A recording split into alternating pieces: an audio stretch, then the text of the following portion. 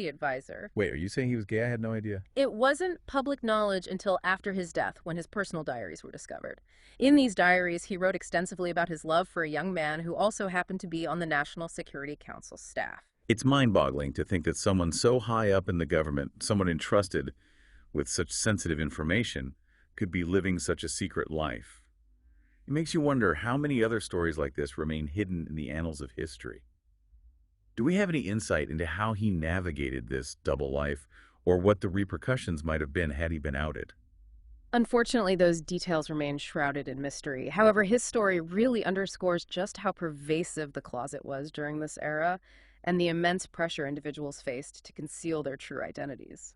Speaking of hidden lies, Kirchick also talks about Roy Cohn, Joe McCarthy's chief counsel, who was also gay. I remember learning about Cohn in history class.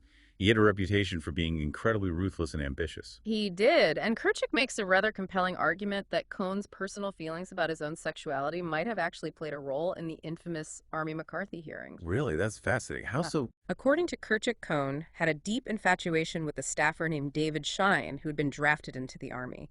And it's been suggested that this infatuation fueled Cohn's aggressive pursuit of the Army during the hearings. So his personal feelings might have influenced his professional actions in a profound way, even shaping the course of major political events.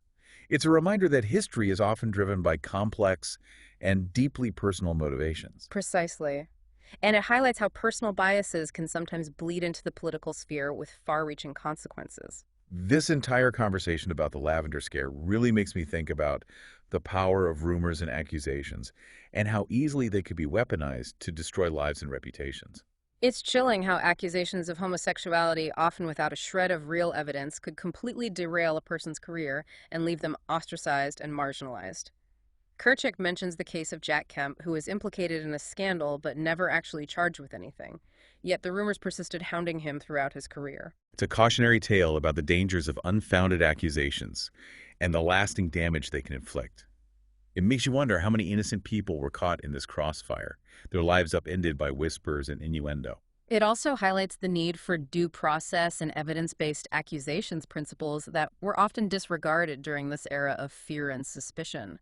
Kirchick even points out that accusations of homosexuality were sometimes used as a political weapon by liberals as well. That's a good reminder that prejudice can transcend political ideologies, and that the pursuit of power can often lead individuals to compromise their principles. Yeah, it's a complex issue for sure. Hearing about all of this really makes me appreciate the bravery of individuals like Frank Kameny, who stood up and fought back against such blatant injustice. It must have taken immense courage to challenge the system like that, knowing the risks involved. Kamany's willingness to publicly challenge the status quo and demand equal rights was truly groundbreaking. He faced incredible opposition and risked everything to fight for what he believed in, paving the way for the LGBTQ+ rights movement we see today. It's incredibly inspiring to see how his legacy continues to inspire activism and change decades later. One thing that stood out to me was how Kirchick described Kameny as the Rosa Parks, Martin Luther King, and Thurgood Marshall of the gay rights movement, all rolled into one. It really speaks volumes about the breadth and impact of his contributions to the fight for equality. And it highlights how various social justice movements are often interconnected, sharing common threads and drawing strengths from one another. Absolutely. Hearing about all these stories, it's hard not to feel a mix of sadness and anger at the injustices that occurred. But there's also a sense of hope in seeing how individuals and communities resisted, organized, and ultimately fought back. Absolutely. The resilience and determination of the LGBTQ+ community in the face of such adversity is truly remarkable. It's a testament to the human spirit's ability to endure and overcome even in the darkest of times. And it's a reminder that even in the face of overwhelming oppression, there's always the potential for change and progress.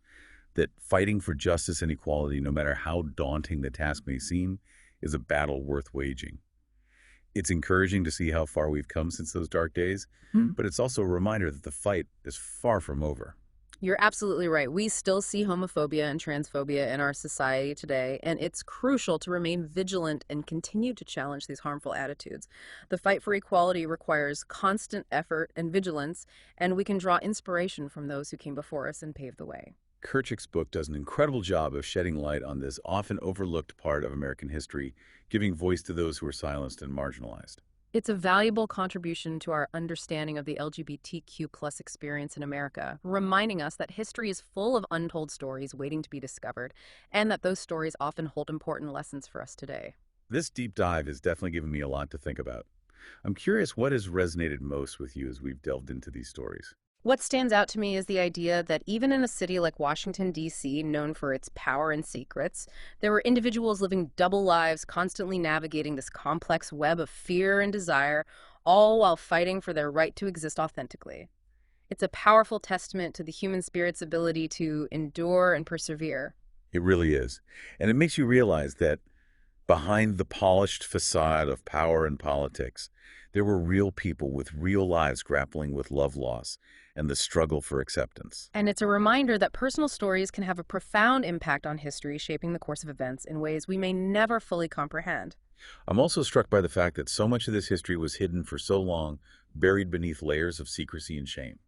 It speaks volumes about the power of stigma and the importance of bringing these stories to light so that we can learn from the past and strive for a better future. Absolutely. It underscores the need for continued research and scholarship in this area to unearth these hidden narratives and give voice to those who were silenced for so long. We still have so much to learn about the LGBTQ plus experience in America, and works like Kirchick's book are essential to filling in the gaps and expanding our understanding of this complex and multifaceted history. It's remarkable how Kirchick manages to weave these deeply personal stories together Yeah. with the broader political landscape of DC. I agree. You get this incredible sense of how these individuals' lives were just Right. so intertwined with these major historical events. Yeah. Almost like hidden threads running through the tapestry of American history. It's not just a history of gay Washington. It's Yeah. a history of Washington itself, Yeah. viewed through this Yeah. unique and often overlooked lens. Exactly. And it really humanizes the narrative, doesn't it? It does. It reminds us that behind all the monuments and the political maneuvering, there were real people grappling with love and fear and ambition Right. and the fundamental desire for acceptance. Speaking of political maneuvering, there's one last figure I think we should touch on before we wrap up. Yeah. J. Edgar Hoover. Ah, yes, the The legendary. legendary and some might say infamous Right. FBI director. Yeah. His name seems to be synonymous with secrecy and power. Mm-hmm. What what insights did Kirchick offer about him? Well, Kirchick touches upon the persistent rumors surrounding Hoover's alleged cross-dressing and hidden sexuality. Okay. These rumors swirled for decades, adding another layer of intrigue to his already enigmatic persona. Those rumors are certainly tantalizing, Right. but was there ever any concrete evidence to support them?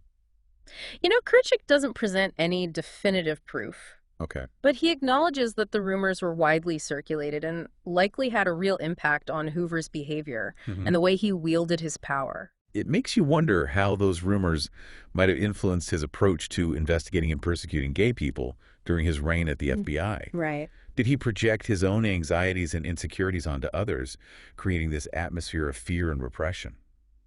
It's impossible to say for certain, but it's certainly a question worth pondering. Yeah. It adds another layer of complexity to this already intricate story Right. and highlights the potential for hypocrisy and hidden motivations within positions of power. This whole conversation about Hoover and the Lavender Scare Mm. really underscores the danger of hypocrisy, doesn't it? Here we have individuals in positions of authority using their power to persecute others for behaviors they might have engaged in themselves. Absolutely. It's a classic case of double standards and the abuse of power. Right. It reminds us of the importance of transparency and accountability, especially for those entrusted with upholding the law and protecting the rights of all citizens. So as we reach the end of our deep dive, Okay. what can we learn from this exploration of Secret City? What key insights should our listener take away from this Yeah. hidden chapter of American history? I think it serves as a powerful reminder that history is rarely black and white. Okay. It's often far more complex and nuanced than we might initially realize. And it's full of hidden stories, untold perspectives, and voices that were silenced for far too long. It also challenges us to confront our own biases and prejudices, Right. even those we might not be consciously aware of. Exactly. It encourages us to question assumptions, to dig deeper, Yeah. and to seek out the perspectives Yeah. of those who have been marginalized and silenced. I think it also underscores the importance of remembering that the fight for equality and justice is a continuous process, Right. an ongoing struggle that requires constant vigilance and a willingness to challenge the status quo. Right. The Lavender Scare may be a chapter from the past, but Uh-huh. its echoes can still be felt today. I couldn't agree more. This deep dive has been incredibly enlightening, and I think it's safe to say we've both learned a great deal about this hidden chapter of American history. It's been a fascinating journey, Yeah, filled with compelling stories, heartbreaking injustices, and inspiring acts of courage and resilience. and with that, we've reached the end of our deep dive into Secret City. That's right. Thank you for sharing these excerpts with us and allowing us to explore this captivating and thought-provoking piece of history. Until next time, Yes. keep exploring, keep questioning, Mm. and keep diving deep into the hidden corners of history and the human experience.